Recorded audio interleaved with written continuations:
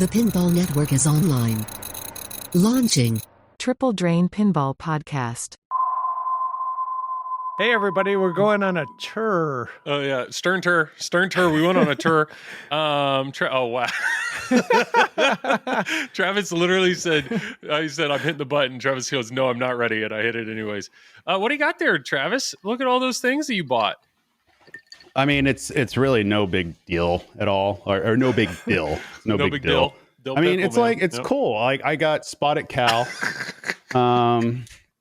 You know, I wouldn't worry about this. I don't even know how that got in my hand. And then that cloth bag, sweet jacket, bro. Like look at this. And the Raw Thrills shirt. Says Raw Thrills. You know, I don't know why the internet's complaining, acting like we're bought off or anything. I have no idea what they're saying. Yeah, like what the heck? Chill. Yeah. No proof. No proof that we were paid off whatsoever. Side note: we had lunch before the Stern tour with Josh Sharp, and Josh Sharp worked for Raw Thrills. So all three of us got. Jeff Teolis was there as well. He had some Raw Thrills merch that he gave us. Here, have a shirt.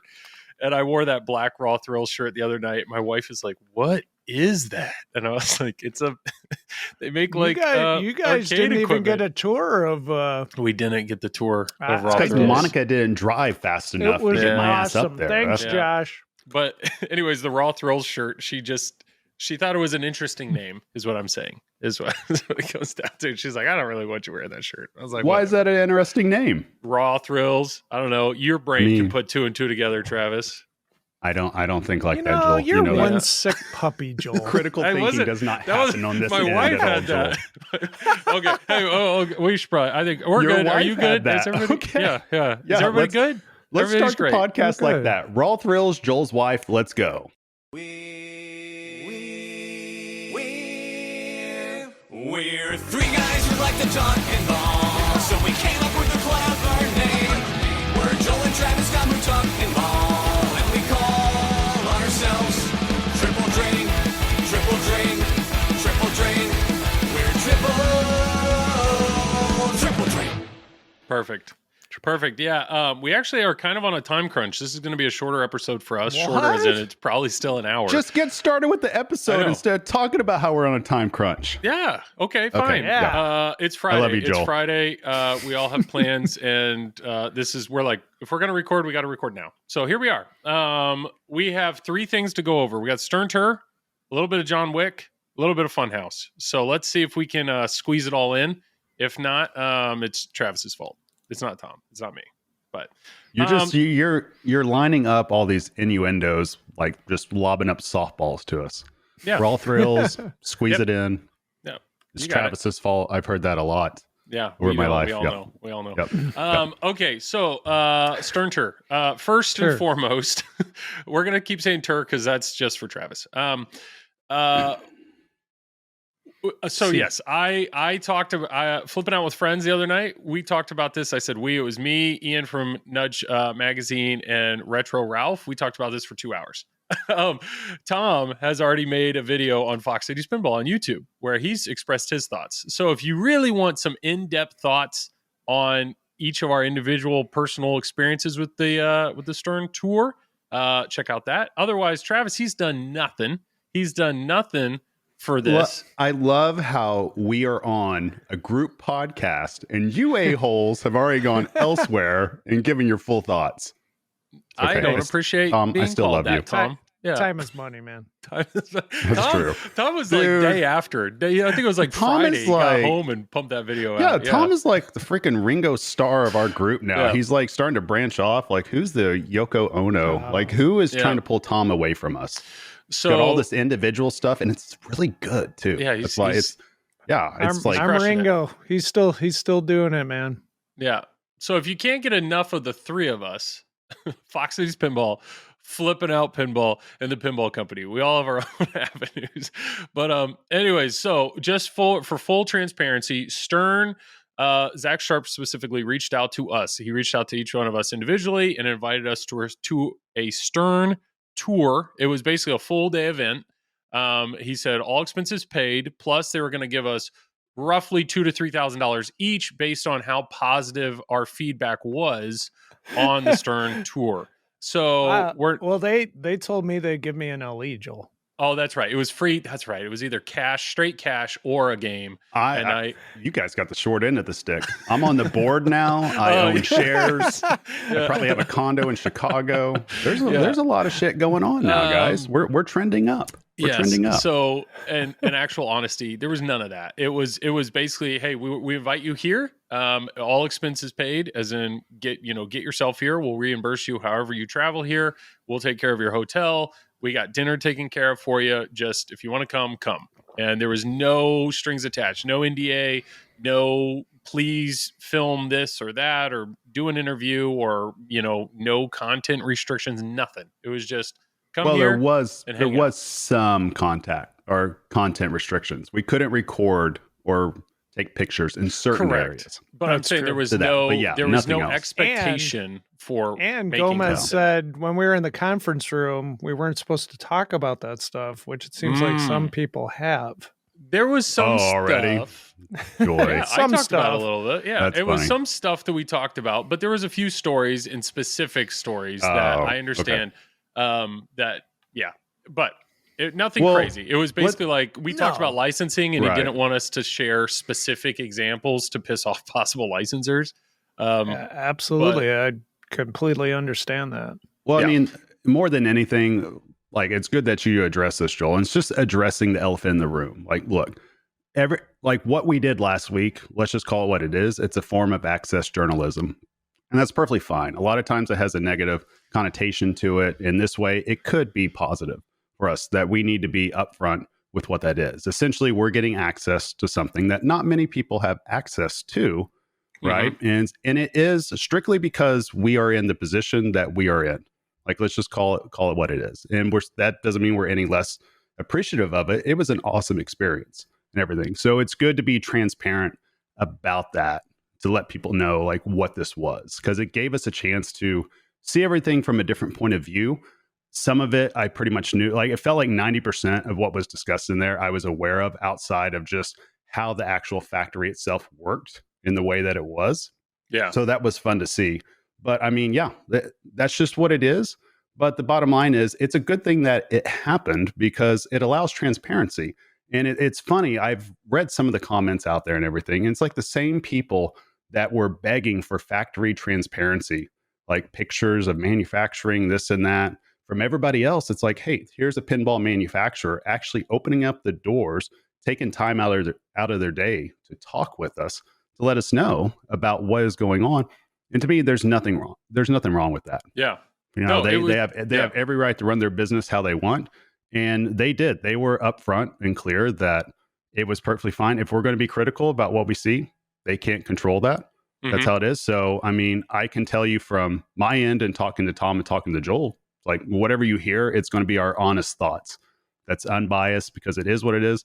And I think the listener deserves that. They deserve to hear that, because that's, I mean, just like our last podcast, that's, to me, transparency is good up to a certain point, because you can't give everything, but you got to give some. You know what I mean? Right. It's like a give and take. I think people respect that. So I'm recording in the middle of the day, and my daughter's yelling my name. So talk amongst yourself. Keep it going. I'll be right back. Oh, we can do that. Hi, Tom. Hi, Travis. How are you doing? It's fine. Summertime and Joel's gone. I know. Can you believe it? No. This is what happens. But no, I mean, so just going a little bit deeper into the tour a little bit, like we said, if you've heard it from other people, essentially what happened is we got to show up to the facility. It was George Gomez and Gary Stern and Seth Davis, who's the CEO. Sorry, my throat's really dry, so if I stammer over my words, apologies. But everybody was really welcoming. We got to see the factory. We got to see how everything was made, which, a lot of that, Stern's been open because of all the factory tours that they've done in the past before, and they do it during Expo, and I'm sure they do it even between times. But, it was fascinating for me to get that many Stern employees in the same area and get to hear their passion, what they are passionate about. And what I found so fascinating about it is Stern is such a large manufacturing company, because let's face facts, that's what they are. And Gary has been upfront about that. They are a manufacturing company. And what is so fascinating about it is you had all these different employees that they have different tasks and different jobs to do. And they come into the projects at different times. And it was very interesting to get to hear their unfiltered thoughts on what they do, what their pain points are, what they thoroughly enjoy about it. And there was a lot of them that were honest about it. And that was refreshing to hear. And it's not stuff that I would necessarily put back out there publicly at all. But it was nice to hear their side of it, their point of view, because it does create, a clear picture of what's going on. And I think us as content creators, we can appreciate that, people are going to have different opinions on everything, right? Even the keyboard warriors that are out there that are like bagging on everybody that went or anything, it is what it is. But the funny fact about that is they're content creators themselves anyways. Like anybody that's on a message board, giving information, they're providing entertainment, they're providing engagement, they're going for upvotes, they're doing all that, right? They're answering questions. So I think like a lot of people need to step back and realize there's content creation all around, and it comes through different forms, whether it's through written form, video form, podcast, audio like this. And I think that's what makes pinball great, because you have all kinds of different opinions. You have people that want to collect a ton. You have people that don't. You have people that just want to play. That's what it is. And that's what makes our podcast great, because we all three of us come from different backgrounds, right? It's not it is what it is, but yes. Right. Well, I'm saying great for like us to do, right? Yes. Now, whether the listener thinks it's great or not, it's whatever. Hopefully you guys do, but I'm talking strictly, it's great for us to do because it's fun. Because like the three of us, we are not in an echo chamber. Like we call each other out all the time on our bullshit. Like it happens all the time. And that's what makes it fun. So that's, for me, that was the most exciting part of the tour, is getting to hear people's pain points, getting to hear what they thought about the projects, getting to hear what they love about the industry. And, I think it humanizes people. And we talk about the connections, right? Mm-hmm. When you hear about people's problems and you hear about their triumphs, you get both ends of the spectrum. I think that makes for a much more compelling story and a much more compelling business or company. So that, for me personally, that was my biggest takeaway. And Dwight's tours are awesome. That guy's energy level is off the charts. Yeah, it's like if you play a Dwight coded game, right? It's like literally it's seeing that in action, live action, right there. He was he was so excited. Much passion, and it's awesome. Yeah, it was awesome for sure. Dwight's an awesome dude. I also know he listens to this podcast. So thanks a ton, Dwight, for the tour. That was super entertaining. Speaking of problems, what do you think? It was my son. What do you think he was yelling for? What do you think he needed? You both have had small children. Any guesses? He wanted breakfast. Let's see. Probably.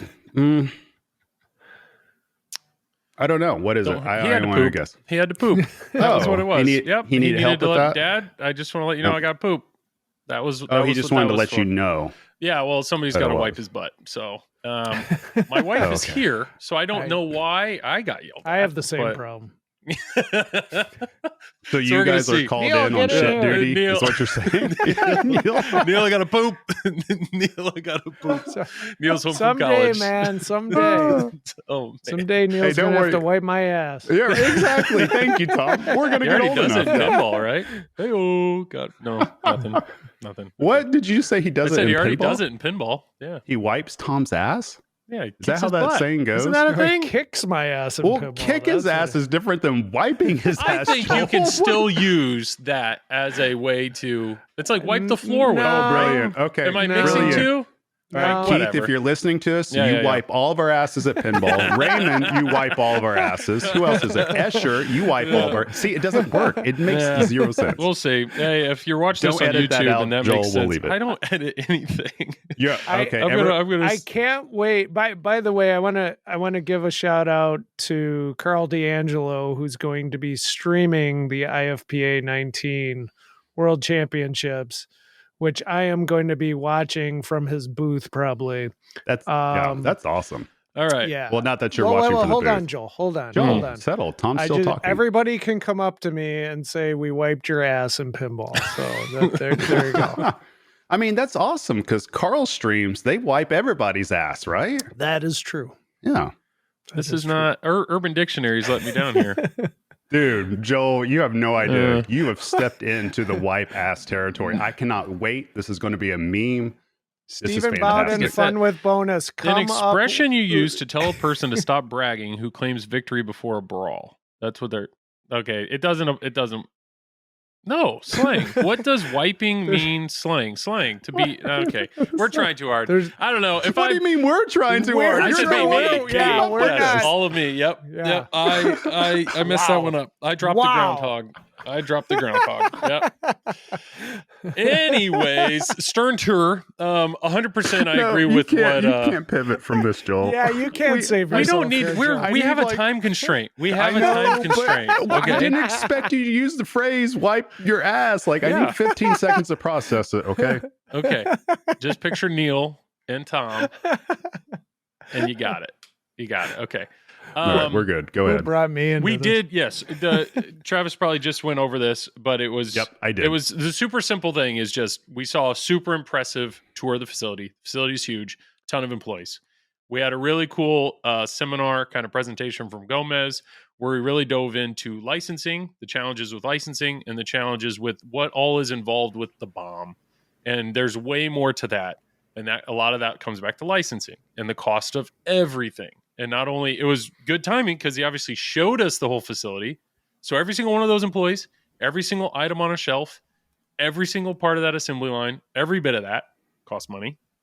Plus every single one of those games with the unique challenges of licensing every aspect of it, video, audio, the items in the game, the cost of the stuff in the game. There's a lot of that. There was some good dialogue there. And then just a ton of time. We had a ton of time to spend one-on-one time with basically every Stern employee. And I would say that was absolutely the most valuable part of the trip. They fed us. We played a bunch of pinball with people. They bussed us out to Logan Arcade, where a whole bunch of other Stern employees were there. We hung out with them there. There were drinks. It was awesome. I mean, we basically had $5 RoboCop, which Joel still owes us. I do, actually. Yes. I held my own, I felt. That's wondering why I never so won it. short. You held your own for one ball because we all had house balls, Joel. I was never fourth. I never lost. I never lost in that. Well, that's Teolis's fault. So that's not our fault. Like, you know, there was 2 or 3 games I got second. So that whole what is it? Not the bus driver, but it's my wingman or whatever. Like I would have made it through a few rounds, getting second place. I'm just saying. You wiped so many asses that I night. was wiping it was crazy. Wiping them left and right, all up and down. Yep. I even had fun with Teolis on the Battle Pac-Man thing. Oh yeah, that was great yeah, fun. We were taking dollar games to a whole new level. Did you play that, Joel? Okay. The No, Pac-Man game? I think my son is now yelling at me to go wipe his ass. So let me be right back. Let me be right back. Oh my God, Joel. He is on fire right now.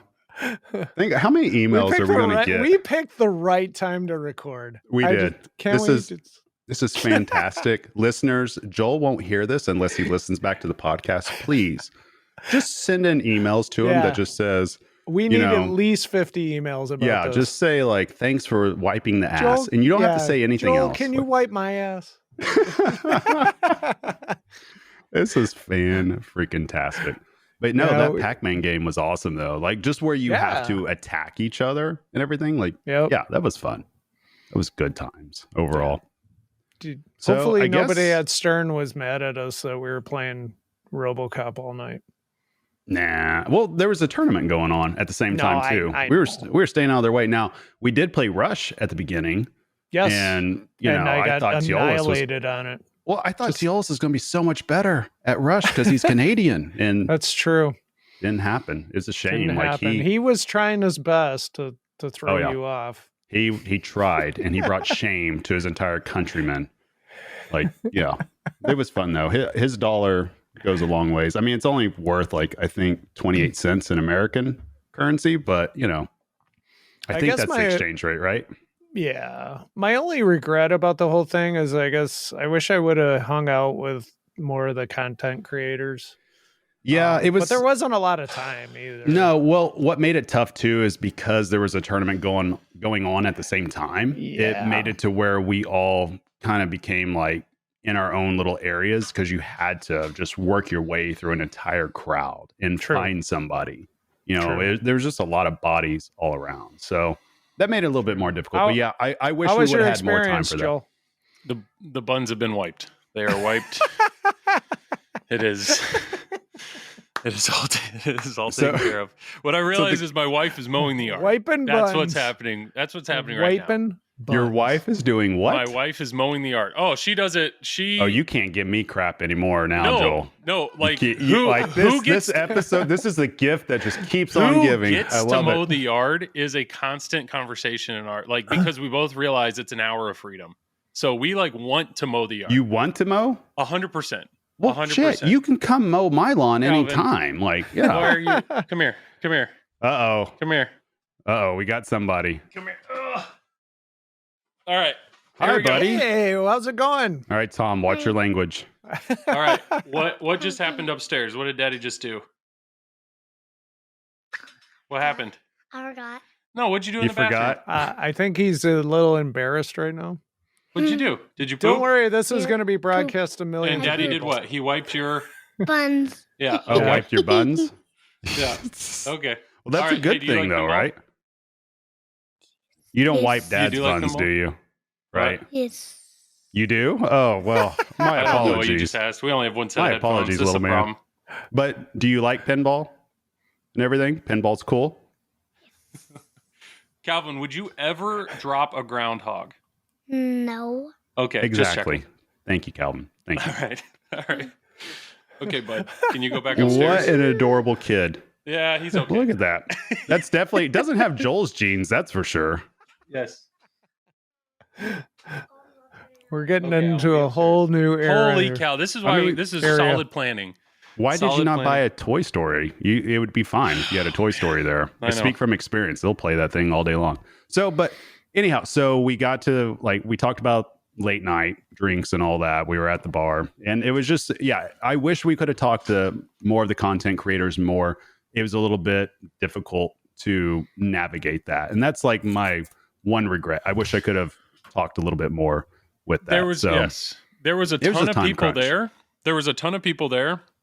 It would have been nice to spend more one-on-one time with all the other content creators just to talk to them. And I all the Stern people were there, and I felt like we absolutely had good amounts of time to talk to people, but I definitely came home and I was like, crap, I wish I would have talked to this, or I wish I would have talked to that. I was also expecting I'm surprised there was no, I don't know, one-on-one with not necessarily Gomez or Zach Sharp, but it was just with Stern, a Stern group talking to small, we had there were 30 of us in a conference room. It would have been cool if there would have been maybe 5 or 10, because there was a part at the end, do you guys have any it's questions? kind of like that in the John Wick area or in the brick area. We were able to do that. If we could have got your butt off Jaws, you would have been able to participate in all that. I would just say there was the content creators that were in the room. There was a large variety of them, of different skill levels, of different types of content. So I think some of the questions we wanted to ask, it's it wasn't the environment to ask it, if that makes sense. And that's where I just think smaller or a more intimate setting could have been nice for a few of us to ask some tougher questions, which is a lot of the feedback that I've seen online. We all know I don't speak up that much, but I really wanted to go, hey, during that whole Gomez meeting, how can we as pinball content creators help you guys? Sure. So I wish I would have that thrown question. that out I there. did. So I did ask that question privately. Yes. Privately, yes. But legitimately, the answer was just keep doing what you're doing. Okay. Good and bad, we want it all. So Okay. they were very upfront about that because I think they realized that honesty and transparency, like we talked about earlier, as much as possible is a good thing. I think it's refreshing that they don't, of course, any company wants everything talked up as much as possible, right? You want everything to be super positive. But I think there's a firm understanding there that even the negative, there's something positive that can come out of that because it gives them an idea of what other people are thinking outside of the company, right? To where you do get out of the echo chamber, you get out of that forest and you see, okay, how is our decisions affecting this group of people? How are our decisions affecting this section of people. So I think that's important as well, because you hear feedback, right? Yeah. And yeah, of course, there's people that go off the deep end with negative feedback that's not meant to serve any purpose other than just flinging poo against the wall more than anything. Like, that's just what it is. But it's like Or that wiping across the board. buns.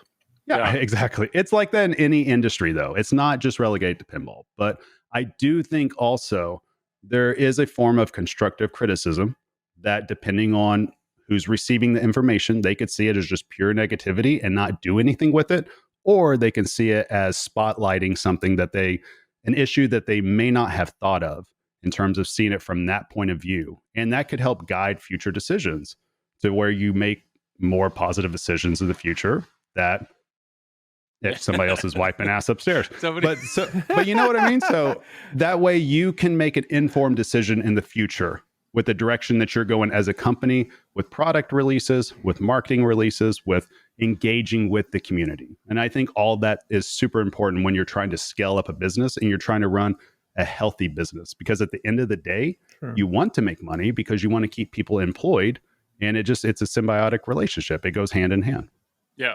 And it was, I just know that's at least the feedback that I've been reading on Pinside and others. They're like, why didn't, if I would have been in that room, I would have asked them, how dare they charge this? Or why, can you justify this? Probably or why you weren't there. But does that make us soft, or does that make us no? We're respectful. Obviously right. we're invited in there. Now, if they would have said, or if they would have had like breakout sessions of each one, like, okay, is there anything you really like? Ask us the tough thing. That's one thing that's been really neat about interviewing Gomez. Like, every time before I've started interviewing him, he's always said, like, Joel, ask anything. I'm going to be as upfront as I can. Now, if it breaches into like something legal that I can't disclose, I'll like be honest. What are the next 5 titles? Out? And of course, that question came up. People always try. It's like it is what it is. So I just looked at it as it was a humbling experience to, one, be invited, and then to just be like, to be able to see something as impressive as that facility, and then the full transparency that they had, or the what I had said in one of the other when I did this on Flipping Out with Friends, which was just like, it was clear that Stern made that the priority of the day. All the employees besides the assembly line workers were essentially told, just don't work, or not like don't work, but it's like, participate in this. Like, talk to people, interact with people. I talked to some of the people from the design team. They're like, yeah, we were told to come in, do whatever work we can, but at the same time, make sure your desk is clear of any future projects and don't have anything up on your screen that's of a future project. So they're like, we really couldn't do much. So why would we not hang out? And it just seemed like everybody was having a good time, Stern employees and content creators. So it was awesome. It was a really fun day. No idea how often they're going to do that. If I was invited, I'd be happy to do it again. And honestly, I think if any of us had got an email from any of the other manufacturers that said, hey, we want to pay for you to come to our facility and check it out and engage with us, like, I would consider it. For us, the 3 of us, it was an easy drive. It was a few hour drive for each of us to get to Chicago. It wasn't the end of the world. It's not like we had to fly halfway around the world or anything to experience it. So it was a fun Thursday, and it was a blast. I'd happily do it again. Being said, so obviously, to help us segue here, since we're only 15 minutes past our allotted 15-minute time for this segment. Yep. but it's paid off greatly because of, the wipe ass thing. Thank you, Joel, for that. That's a gift that we'll keep on giving. But this is a good segue because we got a chance to see John Wick on the line, and we got a chance to see the John Wick LE. Yeah, Tom's on the line as well, right? And that I'd be interested in it. But we got to see one in the facility as well, right? Yeah. In the bricked area. So, what were your guys' thoughts on that? I guess, Tom, what was your thoughts on it since you got to see it? You saw the back glass, you saw the art. What do you think about it? I truly thought it was awesome. I mean, I really did. The cabinet art is spectacular. I mean, he kept pulling out his wallet, and I'm like, Tom, not yet. Tom, you guys kept going, you're getting one. You're getting one. You're saying it. That LE artwork, that, that LE artwork though, is something else. artwork isn't everything. Okay. Okay. All But, right. you know, sometimes your wallet talks to you too, and it's like you better not. But no, truth be told, is I'm really happy with the Pro. But back to the LE. I was impressed with the way, you know, the mechanisms were and everything like that. But it and the artwork, but it wasn't enough for me to go the extra mile and pay more money for the limited edition. But I think a lot of that too is theme. So like I'm not a huge John Wick fan. Yeah. So, you know, I have a Pro right now. I don't know how long I'm going to keep a Pro, you know. So, you know, when I buy an LE, I want to keep it for a long time, you know. Sure. So that's part of the reasoning. But Well, if I I was a think huge too- John Wick fan, I'd be all Right. over it. Right. And I think you hit the nail on the head there, Tom, that there's a big difference between a theme in which on location it would probably destroy. Like I think this theme will do excellent on location. If you're an operator, I would highly recommend like getting it, because I've heard that there's some that have kind of held back a little bit just to evaluate. But this right here, there's certain themes that you just know.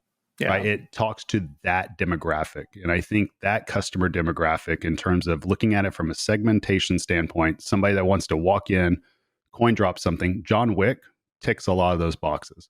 But I get how, from a home user standpoint, it may not right now. And that's why I think hopefully when the LEs start getting out, people will see it and see kind of some of the cool stuff that they didn't have in the promos. Like for instance, the lights, right? The speaker lights. Yes. That flash whenever there's gunshots on LCD and the shaker motor goes nuts. That is an awesome effect. Yep. Like seeing that and the haptic feedback of that was a fantastic experience. And something like that, it just brings us back to kind of feeling that modern and that nostalgia, like just crashing in together. And that's like, for me, from a pinball standpoint, just a pure fan, not worried about scoring 1 billion points every time. That was pretty cool. And I think your average buyer or your average player, that may really speak to them on that experience. Like that may be like the most standout thing about it. So I thought that was pretty cool. Along with the back glass, the artwork on the back glass, fantastic. To basically what Travis is talking about is it's in code that isn't released yet. Tim showed us some beta code, and what he showed was they are working in basically creating a choreography between what's on the LCD and then what you see in the lights and what you feel with the shaker motor. So I talked about this a little bit because it's weird to me, but I like it, which is normally a shaker motor, you hit a shot and that's when the shaker motor goes off. So you destroy something, you bash something. And so I'm a huge fan of the shaker motor, but I've always used the shaker motor as I'm in multi-ball, and then you feel the shaker motor go off and it's like, oh, that was the jackpot, or that was a good shot. So you can feel that you hit something without necessarily seeing the ball hit the thing. This is different. What they've choreographed is, if you're in John Wick's house, that particular scene, it's very dark. And so he's using a silenced pistol. So there's a lot of muzzle flash. And basically what he said is, like, if you hit a shot with 3 enemies, when it shows the scene of him shooting 3 guys, when the muzzle flash in the scene goes off, the speaker lights will flash and the shaker motor will go off. So it's almost like the lights and the shaker motor are reacting to what's on the screen, not necessarily what you just shot. Sure, Right. You shooting it started the animation, but there will be a difference there. So you're still going to feel the game go, shake 3 times because you just shot 3 things. So you still get that feedback, but it's a different thing. They're trying something new. It's a level here. of immersion. That was needed for what the theme is and for what you're currently doing in the game. And it's much, to me, when we talk about innovation and you hear a lot about innovation, that is innovation. And that's, it doesn't have to be something that's just like world crashing, like world ending innovation. Sure. You know what I mean? It can be something that's so subtle like that, but yet it has an impact.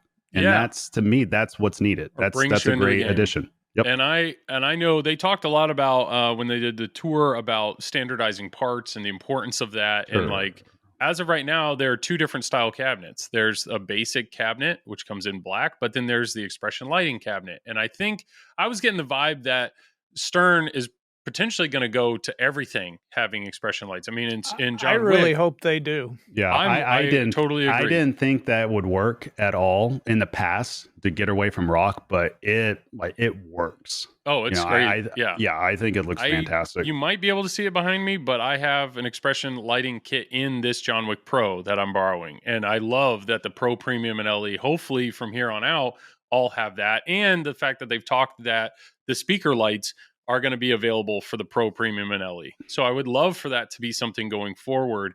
Now, as Tom, as an LE buyer, if they're going to bring these unique things that the higher levels were only have, like Jaws only has the speaker lights in the LE, but a Premium and LE technically run the same code. So my whole thought was always, if there's some way that they sell that outside, you could potentially bring the Jaws LE speaker lights into a Premium game. That's the thought. So does it bother you that they're bringing some of these higher end unique features, the LE only features? They're actually allowing those for an additional cost down into a Pro or Premium? No, I actually think it's a good idea that they're letting Pro and Premium buyers do it, because there's already features on the LE that you can't get. You can't get the foil. You can't get the foil decals, cabinet decals, the art. You can't get the powder coated, you can't get exactly those. You can get like the lollipop powder rail. coating. You can get it aftermarket, but sure. You have to make an effort, though. It's not, and you can't like, get there's so much the friction. actual back glass where it's mirrored. Yeah. The mirrored back glass is a big thing, and your art blades. The LE art blades are always different than what art blades they sell separately. Yeah, I still believe the one thing that I really wish Stern would start adding to an LE is a translite that comes with it that is fully signed by the entire team. I think that's something that would be a good value prop for people, because again, that would be a human great connection. idea, honestly. Sure. And I think that's something that can be done simple. I mean, there's translights everywhere. Now, obviously, it comes with a cost, but if that adds an extra value prop, like, why not? They already signed, a certificate. They already sign on the apron, the little card there. Yeah. So I think that'd be cool, because people like stuff like that. I'm glad that Stern is continuing to. I mean, these speaker lights. It sounds like speaker lights are going to be a standard in games moving forward. Now, what I think is unique is Spike 3 is right around the corner, right? And I know when I interviewed Gomez, he did hint at there would be a cabinet redesign element. So it's kind of what I don't necessarily know what that means, because if these speaker lights, I have no idea how many games out we are from getting to Spike 3. So if all of a sudden Spike 2 games, expression lights are standard and everything, speaker lights are, I would hope that would be a trait that they're going to carry into Spike 3 and continue down that path. What do you think? What do we want to see with Spike 3 though? Like, more coils, more he lights, said more powerful everything. So that's what I'm assuming is they will probably have the ability to have more mechs in the game. I'm just hoping they have an HDMI output for the LCD. I hope the LCD. That is my only hope. But that's and leave the duck fart as a streamer. The duck fart stays in too. When the code updates. I hope the LCD screen is, if they're going to do so, I would love for it to be bigger. Now, I would love for it to be stretched. Even though you don't think the LCD is a selling point. Well, no, you just heard him. He's about to turn it into a DMD. No, this you is just my heard him. Okay, so instead of a 16 by 9, if they could stretch it, and here's the reason why: because if they're going to do movie stuff, right, like John Wick is in 16 by 9 format. So if you have something that's wider, then you can display graphics without overlays right in the middle, but then you have room on the edges to have continuous data, whether it's scoring, other jackpots. Like that was a big thing that Gomez ran into with Bond. The licensor wouldn't let them overlay anything, so they had to do this no-fly zone where they would have the videos and then everything under it or around it. So if you just had a screen that wasn't 16 by 9, then you would always have area where you could have dedicated pinball stuff. And you could do DMD stuff if you wanted to, like for the old games, it would be in a layout that it would be easier to do kind of like a CGC stretched dot matrix graphic. But just a thought. I hope they do something bigger with the screen. We've talked about this before. That's why I think JJP actually, what they do, their screens are so big that they're allowed to have movie clips in the middle and then static data in the corners. So you always know what's going on with the multi-ball or your mode or your this, your that. I would love for Stern to go a little bigger, but I would love, like he's saying, more powerful everything. So, well, there's an answer. CPU, I'm just hoping boards, it doesn't raise the game costs thousands of dollars. Well, yeah. I mean, you never know. We all hope that, but, right? but there is something on the LCD that I think that they could still do. That Xbox does this, and it's fantastic. It's since they have achievements, right, with the Stern Insider Connect. Why not enable the user to be able to pick out the 3 achievements that you're going for, that you keep making progress for, and have that progress bar stay up on the LCD screen to where you can easily track it? Because there is a lot of people out there, and they seem like they're going all in on Insider Connected. So that's another way to drop down that barrier to where somebody wants to earn a quest badge or something like that, and they actively see their progress going towards that. So instead of playing and then having to check your phone or go back to your computer and refresh it, you actively see the progress happening in real time. I think that would be awesome if they did something like that. There is so much they can do with Insider Connect. Huge shout out to Ben. There's a guy that works at Stern. I think he talked to all of us. He listens to all the pinball content. So passionate. What a nice guy. And he's intelligent is what he is, like highly intelligent, well-spoken. He's the guy that draws impressed. All of the badges, and so I think he's got a lot of drive there, and I'm very curious to see. They're going to do a lot. They're going to do a lot with Insider Connected, and Gomez did talk about it, that as of right now, all the Insider Connected stuff, there's a ton of data, but they are paying. They use Amazon servers. They're paying for that. Like Stern is paying for that. And that's the thing that they're realizing is they can do so much more with it. But anytime that you add custom stuff, like what you're saying, Travis, the database and the resources are going to grow so much. And so that's where there may actually be a need for the Insider Plus program, where you pay whatever, $30 a year, but you get additional features. So as of what they did clarify, just before people get pissed, basically everything that you currently have in Insider Connected, they have full intention of keeping completely free. It's just, I think they have some bigger ideas. Maybe it's home leaderboards. Maybe it is, kind of individual customizable things. If you're going to get that level of uniqueness, there's probably going to be a cost to that. Well, and let's go ahead and just figure this out real quick then. Would you guys be willing to pay a yearly fee if you knew behind that fee was a bunch of kick-ass features that you saw extreme value in, that you knew you wanted to use? Yes, I would. I would too, personally. Especially as a home buyer. If I got the chance to play Joel head to head, in a heads up format on the display. I'd pay for one that. of us would be wiping the other's ass. It depends on how you want to interpret it. You were going down, Joel. I really hope somebody's just like skipped through this podcast and they just got to that point. Well, first and foremost, it depends on the cost. If they're saying it's $400 a year, everything's going to have a utility. Everything's going to have a utility. 40. Yeah, I think. But think about it. If they charge something like that, why does it have to stop at just for you to use at home? Why can't you bring that over to location too, to have access to other stuff? I think that's completely fair to do. Obviously, everything has a cost, but the same thing happens with Xbox. I pay multiple yearly fees for all my kids to have Xbox Live and for me to have Xbox Live. And there's rewards that comes with it. So I get to put like Microsoft points into like another membership with it, or into getting merch, or into getting a gift card. So there's a lot of different ways to skin this cat. But it has to be something that, the end user wants for them to justify the cost. And the great thing is they were very clear that that's their guiding light on that. It's, does the user want this? And so that's an excellent way to look at it, because then we are not going to get stuff in which it's just thrown out there just to say, oh, I hope this works, right? It's if the end user wants it. Yeah.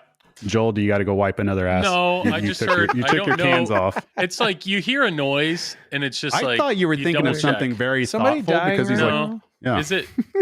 No, I think we're good. You making sure your wife's still mowing the lawn? Is that what's happening? No, I think we're good. Yeah. So, but yeah, Insider Connect, I like it. I think they're going the right direction with it overall. And, you know, I know it's been slow going in terms of like everybody getting to see what they wanted to see. For instance, there's no forum yet, but hopefully they get a forum going. They figure that part out and they can do that on, you know, message boards, because obviously everybody loves message boards. But I think they're going the right way with the quest and all that, because I see people all the time following it. And when we saw the numbers for the March Madness stuff, that was awesome. Huge. Like, yeah, they figured out a way to get people to actively engage with the product. And that is massive. When you can figure out how to do that and you can get somebody to re-engage with the product month over month, that's how you get growth. Yeah. Yeah, no, for sure. Yeah. For the sake of time, I just realized we have this is why we have 3 topics. This is why everything goes. Time we to are do doing pardon the interruption. Go, Joe. We are 2 minutes ahead of time. No, so go ahead, Joel. Are we done with John Wick? Because John Wick, there was something basically. John Wick's code is not there yet. Sorry, Tim, but it's they released 0.80. But it's not 80%. And we've been told before that the 80% is not like the 0.80 doesn't mean 80%. I think there's a solid base foundation of code, but there's a lot. There's a lot more that needs to be added in that game. And as of right now, the game does a very poor job of telling you what to do. It's just, and that's the choreography that needs to be added between light show or call outs or display graphics, something telling you, what am I trying to, like, you'll start a mode, it flashes on screen how to beat the mode, and that's it. Like, and then you just have you have no idea what you're doing in the mode or multi-ball or this or that. It's a step above where Bond was when it came out. I would say. Yeah. And so that. I think what we're saying is it's tough having the pin come out like this, knowing that we got to wait 4 to 6 months for it to start fleshing itself out. Correct. Right? Yeah. Okay. And that's something that I have no doubt. I really like the way the game shoots. I really do. We had mentioned, just real quick, I do like the way the premium shoots better. And that's just because the crate is so much easier to hit than on the pro. I like how the pro shoots better. I will say, if I was to recommend which version of the game to buy, I think I would recommend the pro. Honestly, the other things that are in the game, I think the pro it's kind of like a Turtles. Like it's basically, it's a complete package. It really is a solid game, start to finish. So I do think the pro, especially with expression lights, is the way to go. So anyways, code. There's a long way to go for the code. It's a solid base, but it created a really good conversation between us all, which is, we like complex code. We do. But when a novice person or a casual or a pinball enthusiast or whatever you want to say steps up to John Wick right now, it is near impossible to explain what to do in the game. And honestly, it's kind of getting that way with a lot of modern games. You don't think it's like... Well, it's okay, impossible to explain how to finish stuff. Shoot the crate and start a mode. That's pretty easy. But then what? But once you start a mode, then what? Hit the lit shots? Oh, I mean, sure. You can say hit the lights, enemies hit the light, but it's just... But I think that's where things go haywire, guys. I think that right there, like we talk about all the time, hit the lit shots, right? Caveman strat. Yep. But I think that's the disconnect too, that I don't know. It's like I want to feel something more when I'm playing, and the most exciting parts that I find in a pinball machine is when I know what is going on. So I know why I'm hitting a lit shot. I know why it's going to do the jackpot. We've talked about this privately. The playfield artwork should give you some direction as to what you're doing. Yes. You know, whether it be or inserts. There's a lock over here. Yep. Or, this shot does this, Yes. So perfect example. Thanks for bringing that up, Tom, was the so on John Wick right now, like to get into multi-ball, you have to bash the Continental building and then lock shots in the middle. Thankfully, the announcer says like ball one or like lock lit or something, like there's some indication, but as of right now, there's no light that indicates to hit the middle ramp to lock a ball. We in pinball are very... There is a light, but not on the ramp. it's on the back panel and it blinks, just telling you that the lock is available. But there's nothing. If you're playing and you're like, okay, what shot do I hit this to lock the ball? You have no idea. I hope they make that little the arrow in the middle green. Green usually means lock. But it's little stuff like that they could do it, or even the car multi-ball. Like to start that multi-ball, you have to bash. You have to hit the left. Like here's an idea for a modder. Make some kind of mod where you actually light the ramp up with those lights in the back. So when that flashes, your ramp's flashing. Yep. I think on the Pro and Premium, because it has that extra, I think there is an additional light on the ramp, but it's not there on the Pro. I'm sorry, Premium and LE. But I agree. But it's just little things like that. And the conversation we were having in the background is we're using Deadpool as an example. Like there are inserts that say lock, or that are green, or there's or Deadpool, it was like shoot here. It actually says on the cabinet, shoot on the game, shoot here. Or they were using Bond 60th. Like Bond 60th has inserts that are green that say lock, and it's just little things like that I do think we need to make sure we're not stepping away from how important inserts are to communicate what to do in a game. I have a question for you, Joel. I'm ready. You've played Jaws. I have.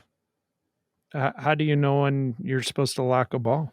That's a great question. And what's funny is when we were having this conversation, I was thinking, okay, well, we all love Elwin, right? So is he doing a good job of explaining it? And I realized, like on Godzilla on the building, there's nothing that says to lock the ball, but the building does drop down. Modern pinball has a reliance on the RGB is what they have. So if a insert starts turning a different color, it's our job to figure out what that color means. And it's universal that somebody new to pinball won't know this, but green is typically a lock. We know this as pinball players because we have the mental representation of previous games. It's like Pavlov's dog. That's what we've been trained to know. So that's I think we've seen that over time happen. Yeah, and we are learning that, but it is when there's a physical ball lock, it's easy to point to somebody, like Simpsons in the couch, like get the ball up there. But I get it that John Wick has a physical ball lock, but it's just there is we've talked about it before when we talked about DMD versus LCD, but it's really hard to. I think a lot of designers rely so much on the display, and if that choreography and the call outs and the coordination isn't going to get there until 0.9 something code, 1.0 code to finally flesh everything out to really communicate what you're going to do. It's hard when these games are first released to really know what to do. Right. Unless you study, unless you watch videos, unless you ask, and so I've figured out this much, and I've thought about this a lot. I've tried to I've studied it. I've tried to figure it out. And I think what essentially we're talking about is finding a way to bridge the gap between what is very complicated at times and complex at times to something that's understandable. And oftentimes we have to bridge this gap with somebody that may not have the skill set to even do it, right? Even if they understand it, they may not be able to do it. So that becomes a whole separate issue that essentially whenever you start a mode, the way that I view this, you are then on a journey to the end of that mode, right? You're on a journey. You're hitting different shots. It's telling you what to do. It's giving you feedback. But you're doing that to get to a payoff. So that payoff could be a risk reward feature to where you're cashing in value, right? You're hitting a jackpot. I think what it comes down to is figuring out how do we compress that journey into something that is easily understandable for whoever's playing.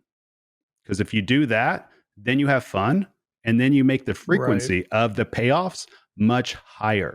And then you have the in-game events happen at a much more rapid pace for somebody that may not be even an average player. And that's where you bring the fun into it. That's where you bring the, I don't feel like I'm getting my ass wiped or anything like that.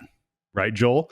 So that's the whole point of it, right? I think that's really what it boils down to. So, and we see that play out with Pulp Fiction, right? We see that play out with Elwin's many events that he put into Godzilla that people like. And I think that's something that I really hope people start adopting, industry wide, is figuring out how to compress down and look at it as each mode and each thing is its own little mini event. How do I compress that down into something that's understandable, something that's fun, something that's simple enough, right, to where the beginner can appreciate it, but yet something that is challenging and rewarding enough at the payoff to where the expert wants to do it. Right. Like, that's the key. Completely agree. And the examples I have in my head, anything with a progress bar, Guardians of the Galaxy, there's progress bar.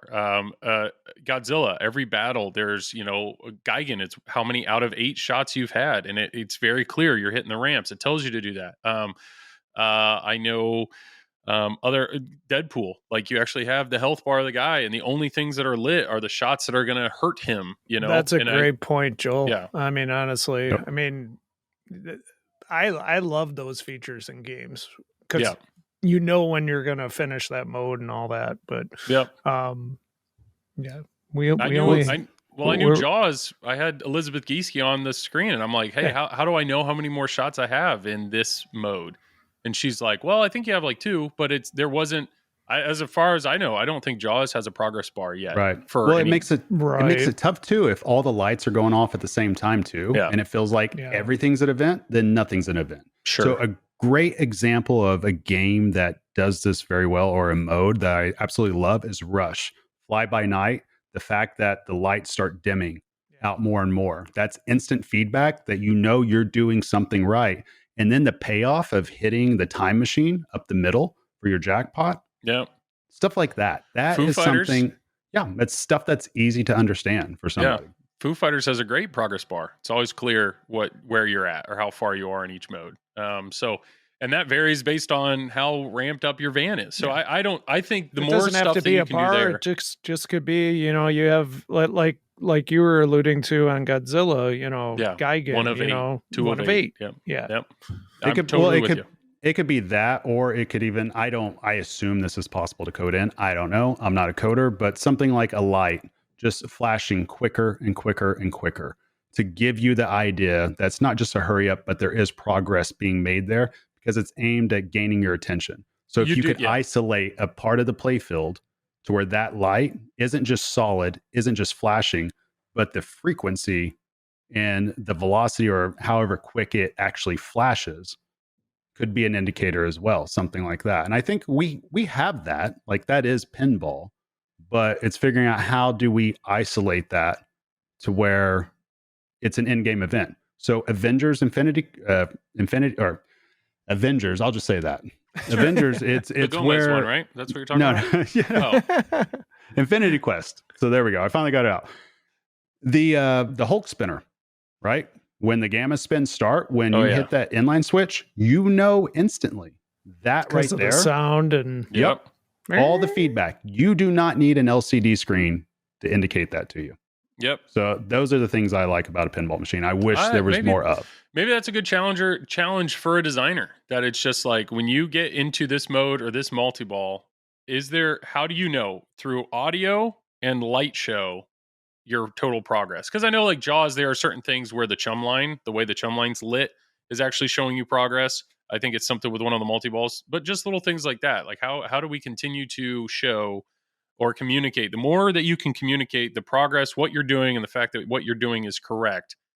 And if you could do that without just assuming you look up at the LCD screen, that would be awesome. That would be really... I'm sure that's thought of too, but I think a large part of it is a reliance on what the LCD is giving for information and what the RGB is giving for information as well. And sometimes it's just hard to see if the ball's flying around. You have to make those decisions so quick anyways. True.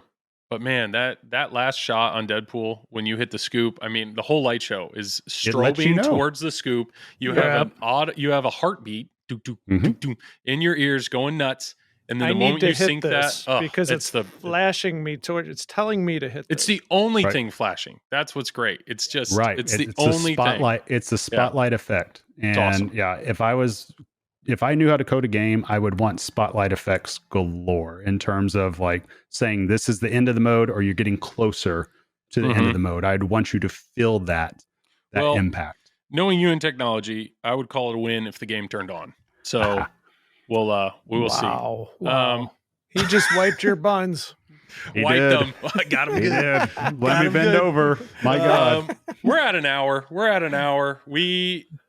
We have one last The topic. people want more, Joel. Yes, I know, but my kids have to eat lunch too. So, Damn the last kids. topic, and I don't want to rush it because I know this is an important topic, but I think it is something that we are going to talk about more, and that's FunHouse. And the reason we're going to talk about more is Travis works for the Pinball Company. The Pinball Company has been involved in the process of this game coming to fruition. Is that the right word? Yep. For well over a year. For a long time. So Travis actually knows stuff about this. So I'm going to shut up for a second. Imagine. But FunHouse, Travis, go for it. I mean, what do you want to know? I knew it was coming. Like, I knew it was just, coming. like- You just like, do you can't. want- You can't. like- I set the like, ball what on the do you- tee, and he you goes, just "Am I pulled supposed a to swing the Tom. bat? You What do you just want me to pulled a do? Tom. What do you want to do?" You want me to just do an infomercial or something? Like, Yeah. I mean, the game was streamed, right? So it's really. oh God, shit. Oh, you would. Yeah. So, yeah. On prototype games. Yeah. All right, so I'll just get this out here. I mean, if you haven't seen it, like, I can't control it. But the bottom line is yes, there is gameplay footage that is out there that's being shown as like the first gameplay footage. It was not supposed to be recorded footage. It's unauthorized.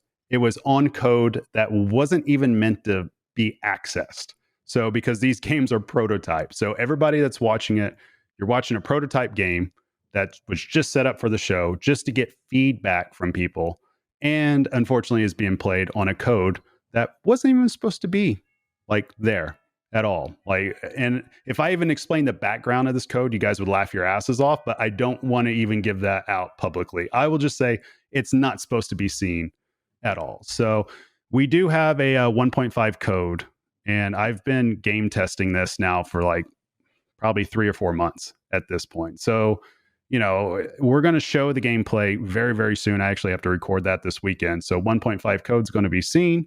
But yeah, like so far, the project's been excellent. Like I know a lot of people speculate on, well, why do FunHouse and all that? FunHouse is just an incredibly powerful theme. And we're seeing the results in that with how many people have already gotten in on a midnight edition. It's a lot more than what people realize. So people just like their FunHouse. But I will say, if you have if you have your own FunHouse already, an original, like we don't even want you to get rid of it. Like if you love your FunHouse, keep playing it. All this is, it's more or less just a reimagining of FunHouse.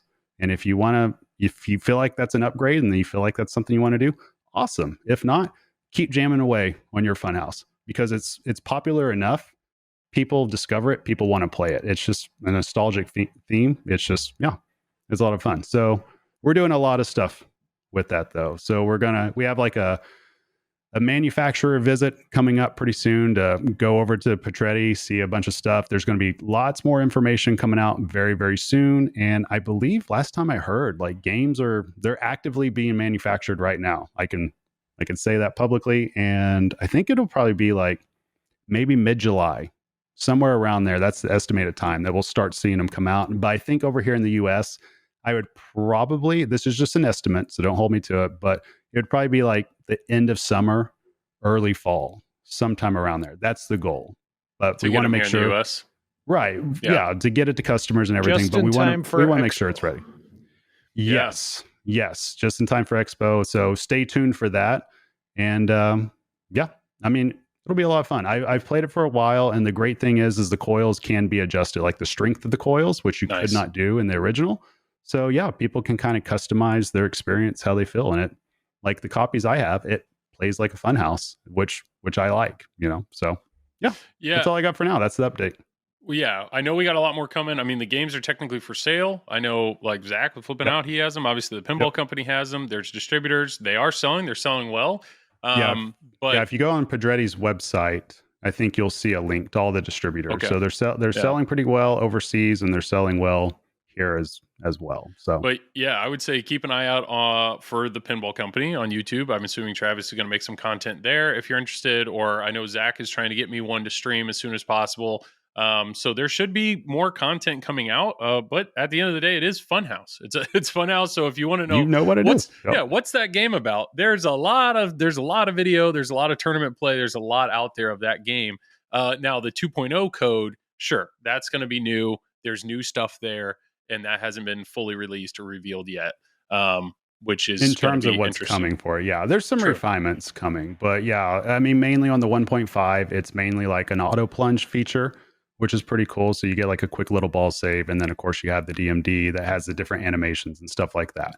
So yeah, call me a shill all you want. Buy the game. That's what I got to say. 1.5 is the original game, just with some just new, with updated graphics and some auto new modes. It's not new anything. No. It's just tweaks. It's ease of life or better life improvements kind of thing. Like just think of like it's modernizing what it was before. That's essentially all it is. But same call outs, same voice with that, same everything. It's like the FunHouse, like all the bones of the FunHouse that you know and love is there. Wonderful. Well, this has been quite an episode. It's been very, we I had fun, Joel. It was I always fun. have fun hanging out with Tom. We agreed to record about it.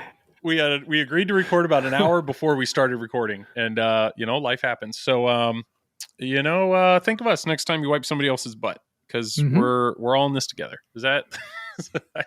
Let's plug it up. Yeah, let's plug it up. Tom, go for it, man. You can find me on this podcast or Fox Cities Pinball on YouTube, Twitch, Facebook, Instagram. Wonderful. Travis? You can find me on this very channel as well, TPN, Triple Drain Podcast, and the Pinball Company as well. So feel free to go over there, see the content I do there, but also see the content that Joel does, flipping out, see the content that Tom does with that. And yeah, like that's all I got. That's fun. Perfect. Pinball's fun. I've had a great time. Buy a Wick, buy a FunHouse. I don't care who you buy it from. Just go buy it. Chill. Everything. Chill. Yep. Love life. Yes, I completely agree. And huge shout out. We actually did get a few new Patreon supporters in the last month or two. So thank you so much for the people that continue to support us there. Once again, the show is always free. It's always available. If you're just looking for a way to support us, that's what Patreon's for. So thank you for all the people that do that. Same thing, Silver Ball swag. Apparently people keep buying the swag. So appreciate that. It's insane. Yeah, the it's support. Awesome. Yeah. Yep. We really appreciate that. And you can check me out every Wednesday night on Flippin' Out, the Flippin' Out YouTube channel. We just did a chatting stream, which was a lot of fun. No stream this week because of vacation, but I will be back at it the week after that. Otherwise, check out this. Continue to listen to the podcast. We really appreciate the support. If you're watching on YouTube, hit the thumbs up, leave a comment, all the things. Smash the like button. Yeah, subscribe, all that. Yeah, all that stuff. Share, Yeah. Perfect. All right, Tom. All right. Got it, man. You got the last You're beautiful, Tom. Come on, Tom. Lead us out. Always wipe your buns.